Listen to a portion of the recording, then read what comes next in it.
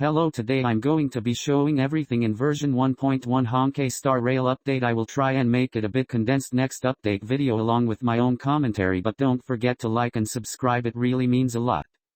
Woo! And whether or not your world has a day-night cycle, good morning, good afternoon, and good evening. As always, it's your host and good buddy Albert. Welcome to the Honkai Star Rail version 1.1 Galactic Roaming Special Program. Oh, good to be here. Today, we've invited 3 special guests to be with us on the program. Introducing... Hi guys, my name's Melissa Fun and I voice Silverwolf. Hey folks, my name's Craig Lee Thomas and I voice Law Cha. Hi everyone, I'm Dawn M. Bennett and I voice Yukong.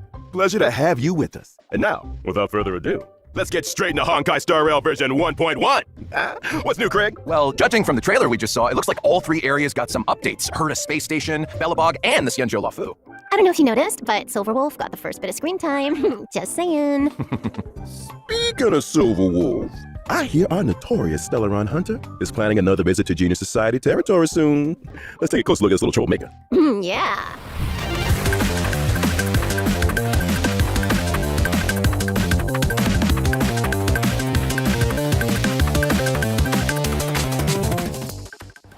Now, if I'm not mistaken, the first time we saw this mysterious girl was back at the start of the story. That's right. It's hard to keep an air of mystery when you're the first one on the scene, but... I think she couldn't have timed it better. I think you couldn't have timed that better. So, what role does Silverwolf have within the Stellaron Hunters?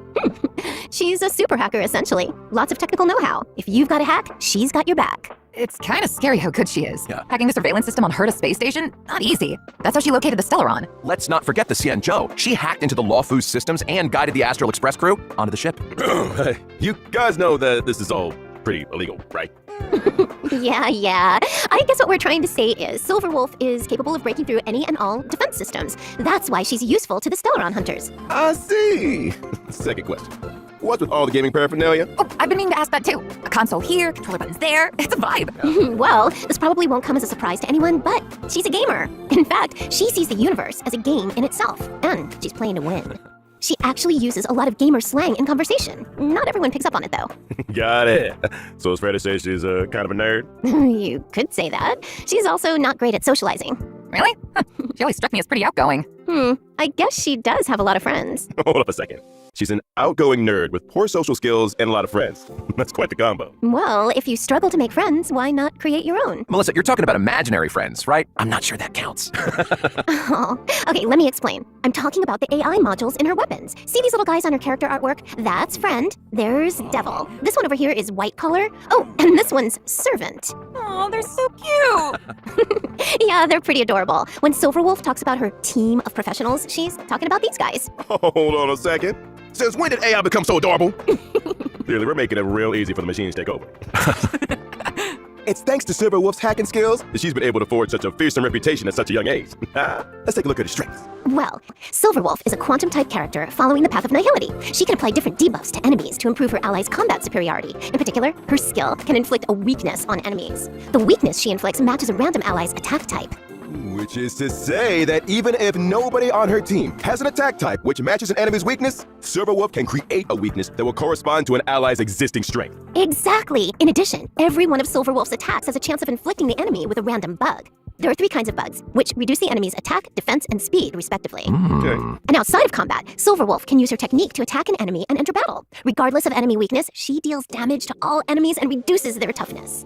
If Silverwolf breaks an enemy's weakness with her technique, it triggers the quantum weakness break effect, right? Yes, that's right. What else was I going to mention? Her ultimate. Silverwolf's ultimate has a high chance of reducing the enemy's defense in addition to dealing damage. I love that animation! It's like something out of a rhythm game, right? I'm starting to see what you mean by the universe being a game to her. It doesn't stop there either. Did I mention her ability names? There's System Warning, Allow Changes, Awaiting System Response, Force Quit Program. Oh, you get the picture. Yeah. Oh, was there one called a 10-set guarantee? Ooh, how about Single Ward Miracle? Sadly not. Her ultimate's called User Banned, though. Fine, huh? That's a mood. The Silverwolf energy is strong in this one. You got that right. Someone don't want to tidy the room? So true. She's like, I told you, Kafka.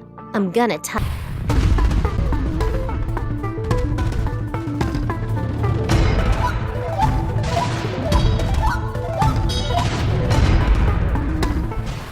Straight off the bat, man knows how to dress. Elegant look, gentlemanly demeanor, but they say he's hiding a secret. What do you think? Good guy or villain? He seems very suspicious. Really? How so? Well, imagine some guy waltzes into your hometown dressed like an aristocrat from another planet, but he knows all the local customs. You'd be a little taken aback, right? Hey, I think you're being a little hard on the guy. Some tourists do their research. Well, don't you think his healing abilities are a little mysterious? They came in pretty handy during the Stellaron crisis. Yeah, I mean, if I'm a traveler merchant, I'm gonna want some first aid skills under my belt. Exactly. It's a dangerous career. Career, huh? Are you sure that's how he makes a living? We haven't seen him trade a single thing. Well, I feel like this guy already made his fortune. Maybe traveling merchant is just what super rich tourists like to tell people. Jeez, you guys have an answer for everything. Is this the Law fan club or something? Ooh, yes, start one. Well, what about the coffin he carries around with him? Nothing out of the ordinary there, right? Yeah, you got me there. Yeah, that's suspicious. I'm not so sure. Everyone needs a conversation starter, right? Especially traveling merchants. Think about it. If you walk past this guy, the coffin's gonna draw your attention, right? You'll probably ask him about it, and before you know it, he sold you a new set of shower curtain rings. You know something? That kind of makes sense. Pretty smart. I see. And if you find people are in need of a few shower curtain rings, I happen upon the finest collection of authentic Xianzhou bathroomware. Beautiful stuff. Low prices too. Touching the original question here. Is Lacha a good guy or villain? I don't think we have enough information. All right then. Guess all you trailblazers have to make up your own minds. So why don't we take a look at his ability? Ooh, now we're talking. Lacha is an imaginary type character following the path of abundance. For a man with medical knowledge, it's not surprising that he's strong on protection. He can offer healing too and dispel debuffs from his allies. For example, Lacha's skill can restore an ally's HP. When the HP of any ally falls below a certain percentage, Lacha uses his skill on them without consuming any skill points. This effect can be triggered again after a set number of turns. Emergency healing, huh? Important for team survival. Sure is. After unlocking a special trace, using Lacha's skill also dispels a debuff from an ally.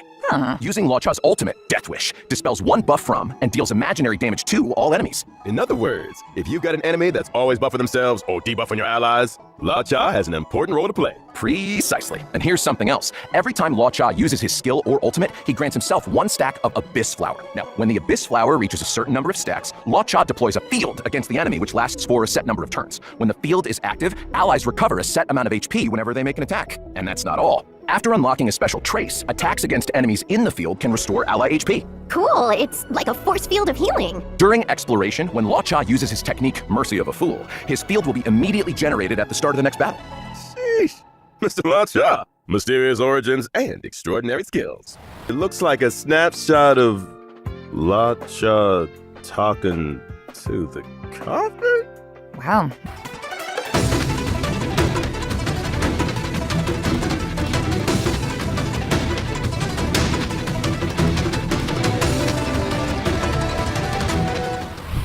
There's somebody else here we gotta get to.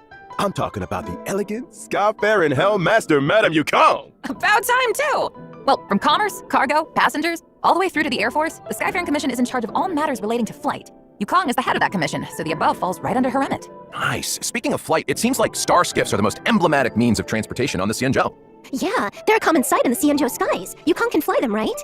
I'd say she's pretty handy with a star skiff. When she was young, it was Yukong's flying skills that saw her promoted by the general. That's how she joined the Skyfaring Commission. She soon became an ace among the other pilots. Huh? That's not the story I heard. All right, you got me. Here's the director's cut. Yukong ran 6 red lights in a row. She was dragged straight in front of the general and... I get the picture. Sometimes rebels get noticed. You're only young once. 6 red lights, huh? Disclaimer, trailblazers, don't try that at home. Well, her rebellious streak might be a thing of the past, but she's still as sharp as ever. Tom, give us a lowdown. Coming right up. Yukong is an imaginary type character following the path of harmony. Her skill, Emboldening Salvo, grants her 2 stacks of Roaring Bowstrings. When Roaring Bowstrings is active, the attack of all allies increases. Yukong loses 1 stack of Roaring Bowstrings with every allied turn. In other words, Yukong's skill can increase allies' attack for 2 turns. You got it. During exploration, using Yukong's technique increases her movement speed for a set time. It also allows her to obtain 2 stacks of Roaring Bowstrings at the start of the next battle. Ooh, sounds like a good recipe for shaking off enemy pursuers. Using Yukong's basic attack triggers her talent 7 Layers, 1 Arrow, which deals additional damage and increases the toughness reducing damage of the current attack. This effect can be triggered again after a set number of turns. When Yukong unleashes her ultimate, Diving Kestrel, she deals imaginary damage to a single target. If Roaring Bowstrings is active, its effect is enhanced, increasing the crit rate and crit damage of all allies. Her days on the front lines may be over, but Yukong's skills didn't go anywhere. Maybe one day, we'll get to see her take flight once again. Ooh, here's hoping. During the first phase of version 1.1 in the character warp, Contract 0, trailblazers can obtain the limited 5-star character Silver Wolf. During the same phase in the Light Cone event warp, the drop rate of the 5-star Light Cone Incessant Rain will be boosted. Now during the second phase of version 1.1 in the character warp Lake Pursuit, Trailblazers can obtain the limited 5-star character Lacha and 4-star character Yukong. They're in the same phase. In the Light Cone event warp, the drop rate of the 5-star Light Cone Echoes of the Coffin will be boosted. I almost forgot to mention. When version 1.2 rolls around, Trailblazers can take part in an in-game event to obtain the 4-star character Yukong for free. Sick. Details for this event will be announced through official channels in the not-too-distant future. Nice. Ooh, awesome. Whew. Let's take a break for a minute here, but when we get back, we'll be talking version 1.1 events. Star Hunt game event, the Trailblazers receive an invite from the space station's network security engineer, Leonard. They have to help Leonard locate the digital graffiti hidden across the station and uncover the secrets inside. Wait, there are secrets hidden inside the graffiti? But if it's all digital... Oh, I bet you need to hack into it or something. You might be right. We also get to meet a new Genius Society member, one of Madame Herda's collaborators, Skrullum. He'll be helping the Trailblazers too. Boy, haven't we seen Skrullum before somewhere? I think we saw a hologram portrait of him in Herda's office. He's a robot, right? A robot Genius Society member. Interesting. I bet he's got a few hacker skills up his sleeve. If he's helping us out too, I'm sure we'll be fine. You know what I found out? Silverwolf and Skrullum actually faced off against each other once. You can see a snapshot of their fight in the We Will Meet Again light cone. Whoa, okay, Skrullum, looking kind of handsome there. Geez, his portrait really doesn't do him justice. If you and the Light Cone need a moment here, the rest of us can head out. I guess this event will be the second time Skrullum's come up against Silverwolf's mischief then. Old enemies locking horns once again. Ooh, guess it does kind of feel like a rematch.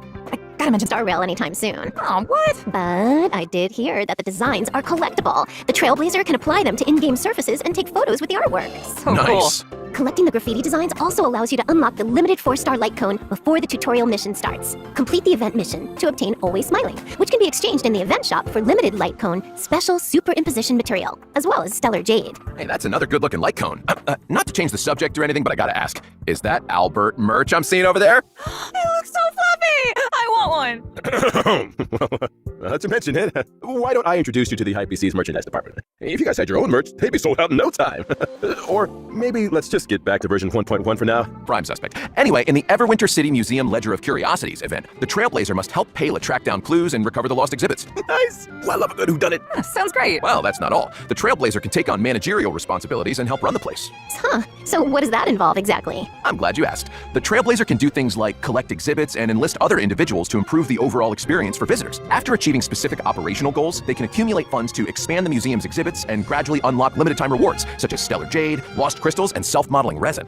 Sounds like fun. I'm sure it'll be a piece of cake. When the limited-time event is over, the museum will remain as a mode within the game. Trailblazers can return to the museum at any time to check out the collection and catch up with colleagues. Of course, if you encounter any issues during the running of the museum, please don't hesitate to get in touch with the IPC. Wait, we can have the service. I get ahead of myself. Deep breath, Albert. Not everything is an IPC sales pitch. Thanks, not. This is what happens if you read commercials for a living.